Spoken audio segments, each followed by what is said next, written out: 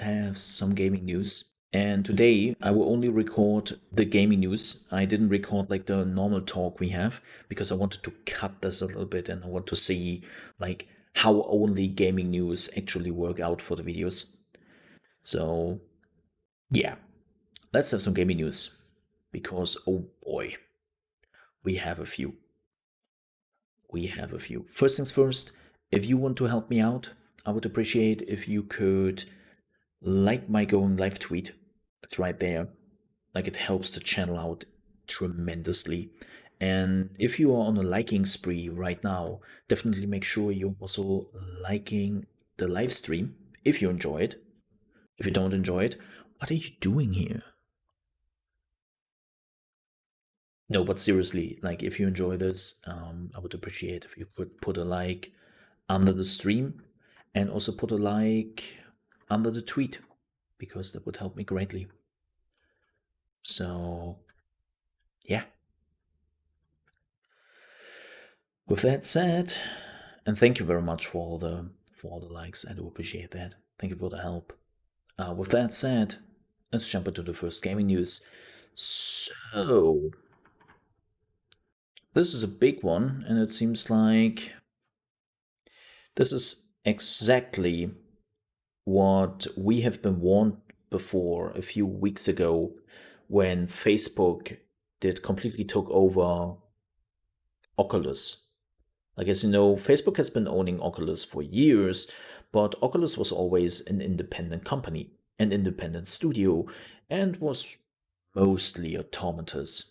Like, they didn't really like, were too much under the control of Facebook. And then a few weeks ago, Facebook announced that that would change and that Oculus will be completely integrated into the Facebook company.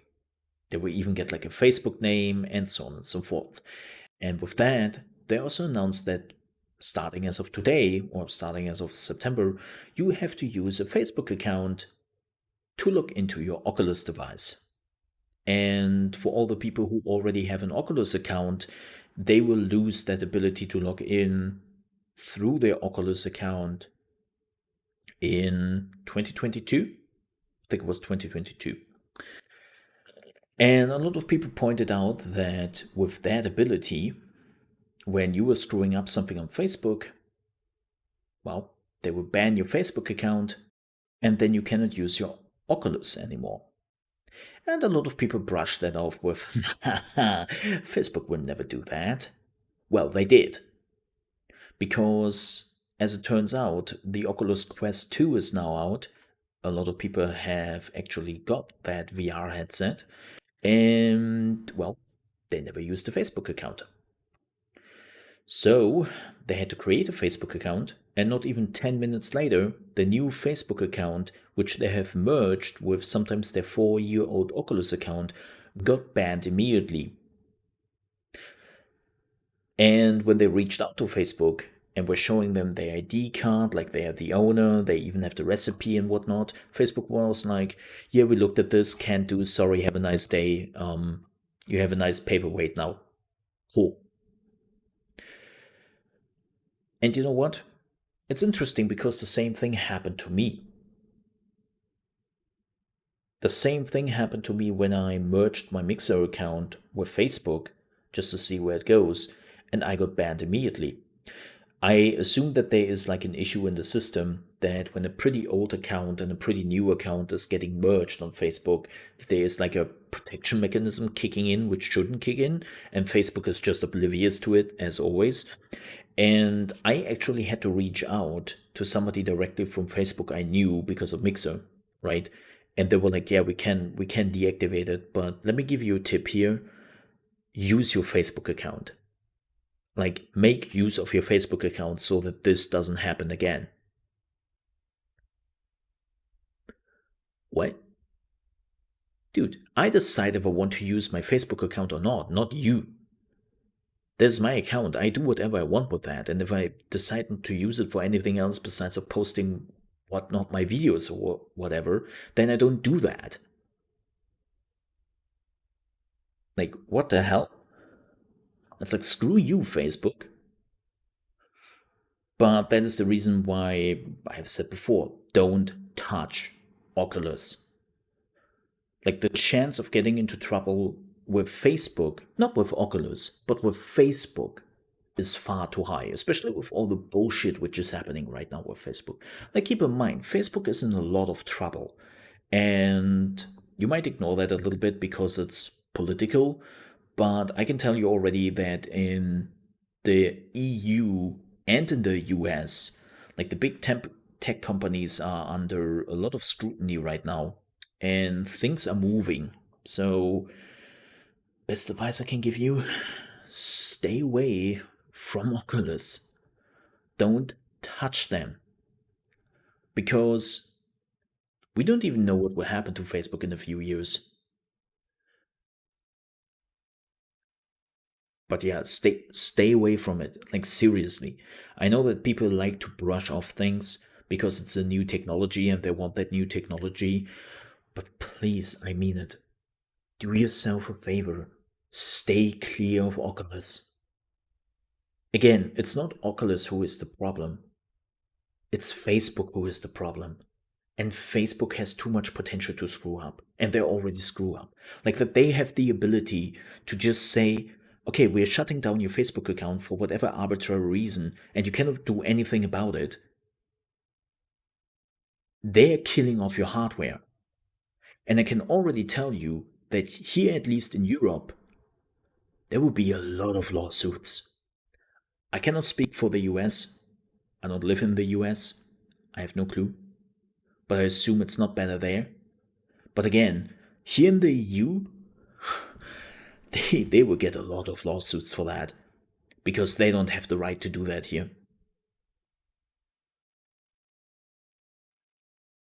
So again, like stay away. Facebook, please. I know it's hard. And I know that the Oculus Quest 2 is like one of the best like VR headset for the money to offer. But please, please don't touch them. Don't touch them, please. Don't do that. Next news. So this is follow-up news regarding Sony. As you might have seen, there was an update to the PlayStation, and we talked about this yesterday.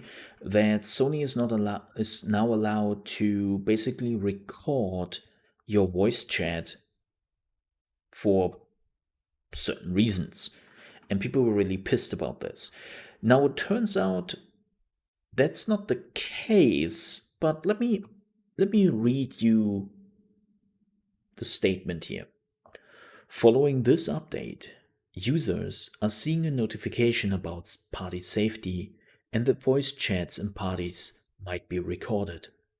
Voice chat recording for moderation is a feature that will be available on PlayStation 5 when it launches, and will enable users to record their voice chats on PlayStation 5 and submit them for the moderation review. The pop-up you're seeing on PS4 right now is to let you know that when you participate in a chat with a PS5 user post-launch, they may submit those recordings from the PS5 console to Sony to Sony Interactive, not online. That is SOE. Here's the thing. So what they're basically saying is, hey, we don't record you, which, by the way, but hey, we don't record you, but other users may, and then they can basically like send us that recording, and we can decide what we are doing with it. You know what this reminds me of? You know what this reminds me of? I know this is a little bit dark, but this reminds me of the Stasi. Like basically the practices the Stasi did, where they didn't have to listen in themselves. They had enough people here in Eastern Germany who worked for the Stasi and who basically just recorded everything and then sent it in. Like that's basically the wet dream of the Stasi.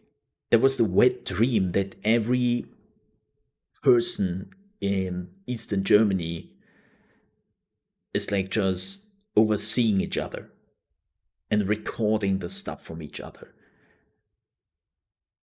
right? And then snitching on them to the authorities. That's basically what Sony is doing here. So I'm sure this is better, Sony.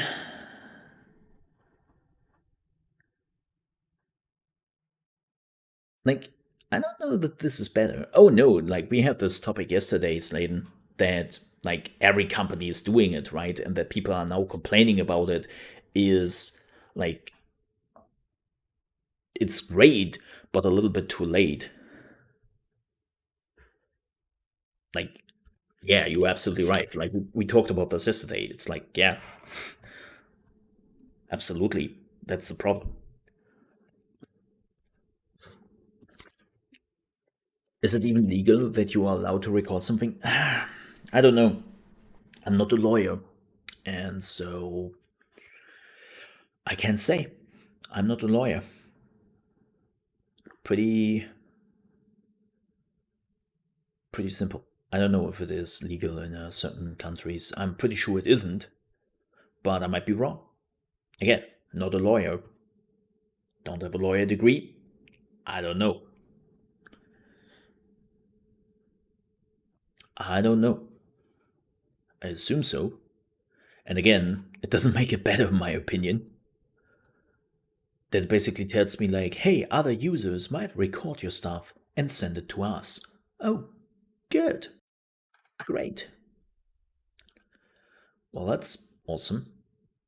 Speaking about legal stuff and what is allowed and what isn't allowed, this is interesting. I know this doesn't really necessarily have to do too much with gaming, but still a very interesting thing.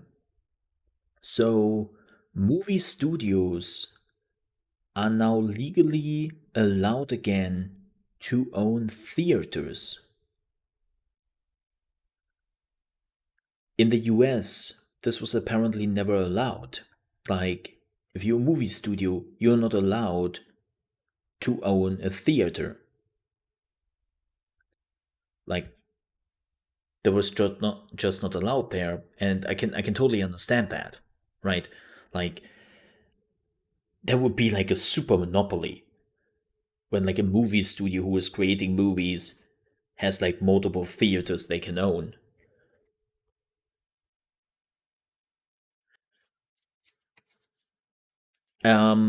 No, Sladen. The thing is, like, the terms and conditions are one thing, but they never are above the law.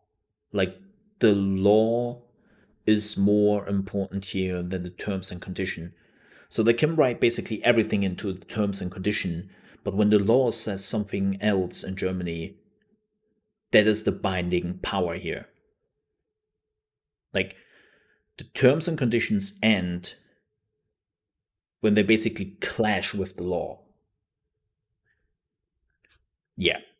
So just because companies tell you like, yeah, no, you like signed the terms and condition, when they break the law, they break the law. Like, it doesn't matter what you have signed there. I know companies try to pull that quite often, that they are like, no, you signed the TOS, right? Like, you signed the terms and conditions here, like you signed this and that.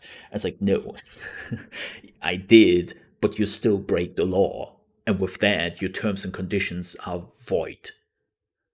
Like, they don't matter anymore. So no, it's thankfully not that easy. Thankfully. Now, of course, then you have to find somebody who is also suing them for breaking the law, but that is a different topic. But yeah, because of the COVID-19 pandemic, back to the news, movie studios are now allowed to own theaters. And the interesting part here is that the press has already asked around and asked some of the bigger movie studios like Disney, Warner Brothers, if they might be like interested to buy movie studios. And apparently the big studios have all said, no plans, not interested, no thanks, nah, nah. And you know what? I'm not surprised by that.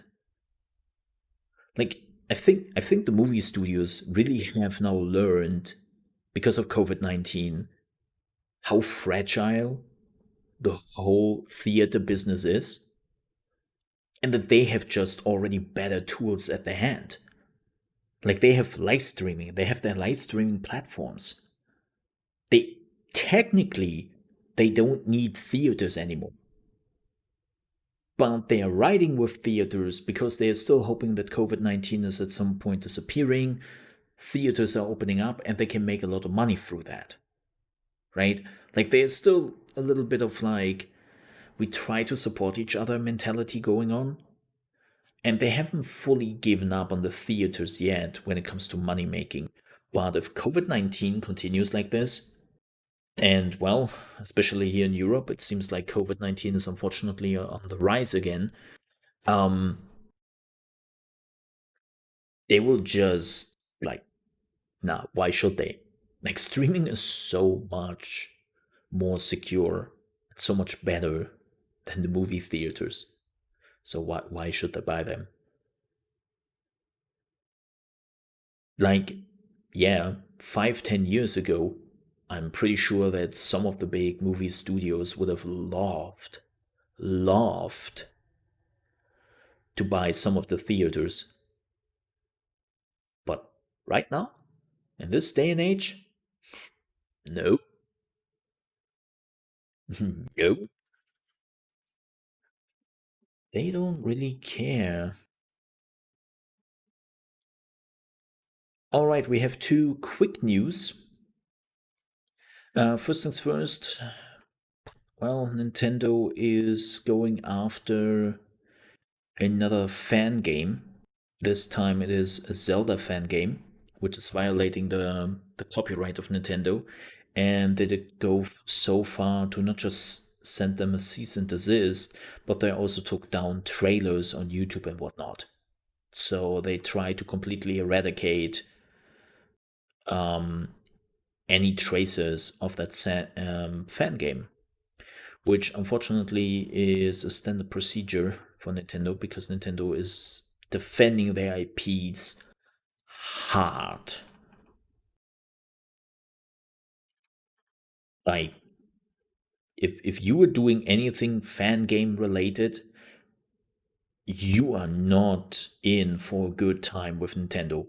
Like, let me tell you that. Like, don't use Nintendo's IP. This is why we see now multiple studios actually take the gameplay ideas from Nintendo, but they don't take like the IPs, right? Like, we have like Temtem, which is clearly a Pokemon game, but is hiding that fact under a different name and that everything looks a little bit different. At its core, it's Pokemon, like 100% Pokemon. But Nintendo cannot sue for gameplay. Like, gameplay is the only thing, they cannot do anything about it. So this is why we see more and more games who try to play like Nintendo games, but clearly don't try to look like Nintendo games. So they're not getting into trouble. But yeah, don't try to do a fan game which with the name Zelda in it and also looks like a Zelda game. Like, Nintendo's coming for your ass, and not in a good way. So don't do that. Yeah, yeah. All right. Also, super quick note. I would not show this. I would not show this because it maintains a lot of spoilers. But apparently, somebody managed to speedrun Baldur's Gate Early Access and finish the game, and I kid you not, in 7 minutes. Yep. Somebody did speedrun Baldur's Gate 3 Early Access in 7 minutes. Again, I will not show the video. I will not go into details here because there's a lot of spoilers there. Mm-hmm.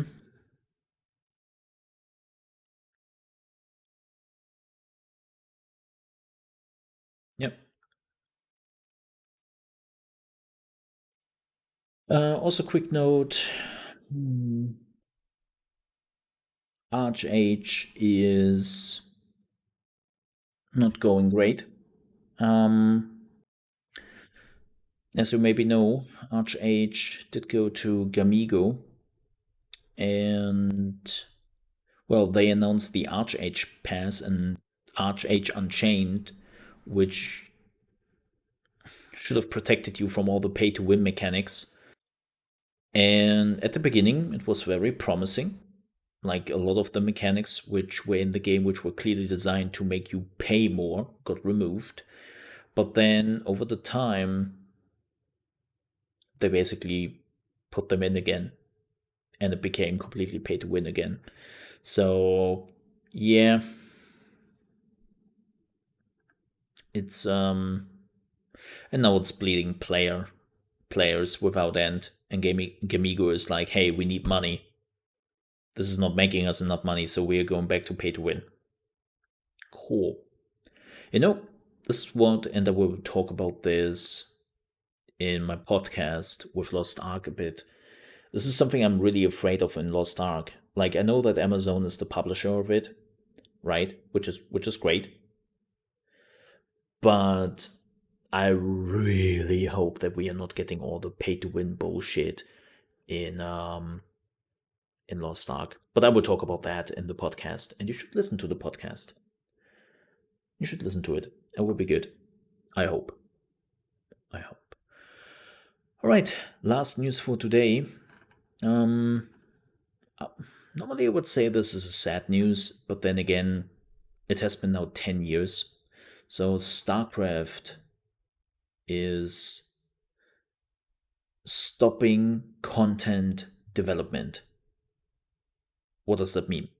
Well, Blizzard will not sell you any new content and will not add any new content to the game.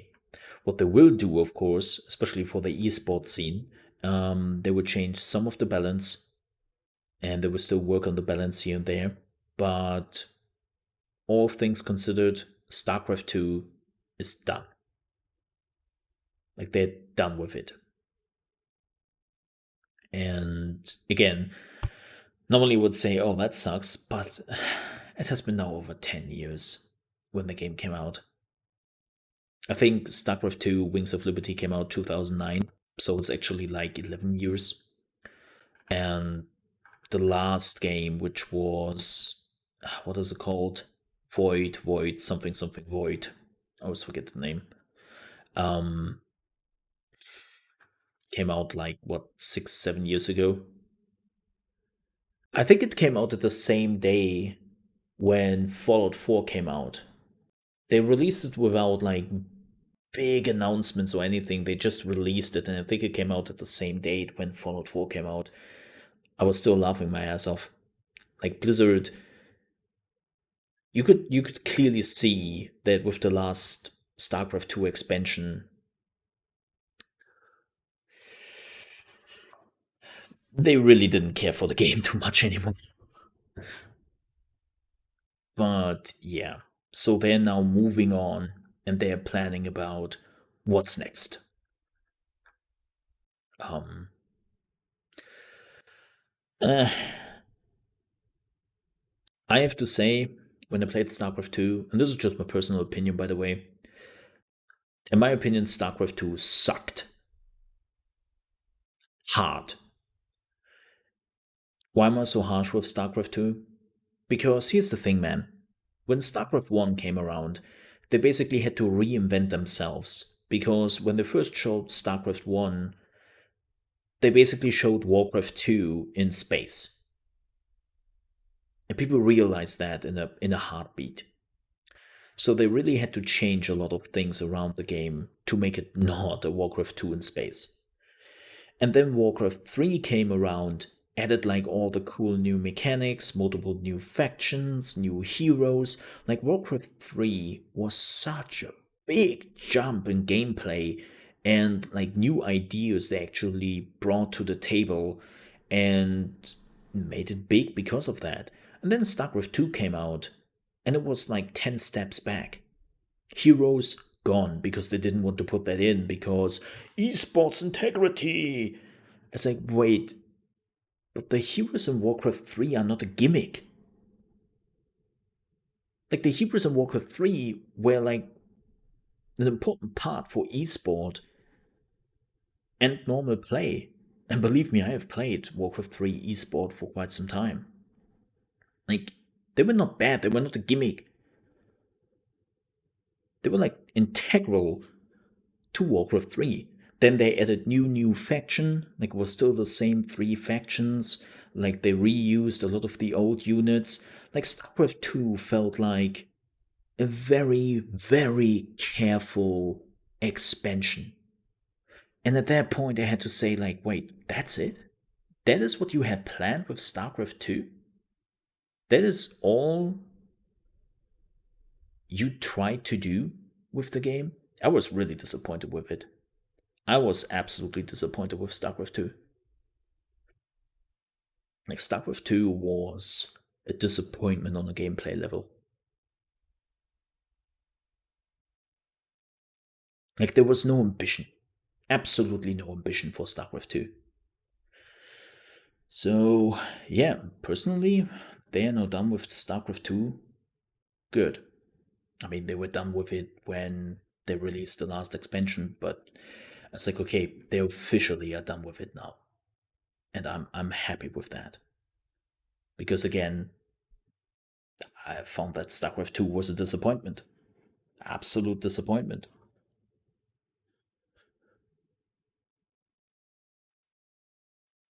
So, yeah, not really mad about it. But that's me. Like, I know that some people loved StarCraft 2, but yeah, not for me. Absolutely not for me. All right. So, we're done with the news. Thank you so much for watching that. And we will definitely continue our news time on Monday. Thank you very much for watching the gaming news. See you next time.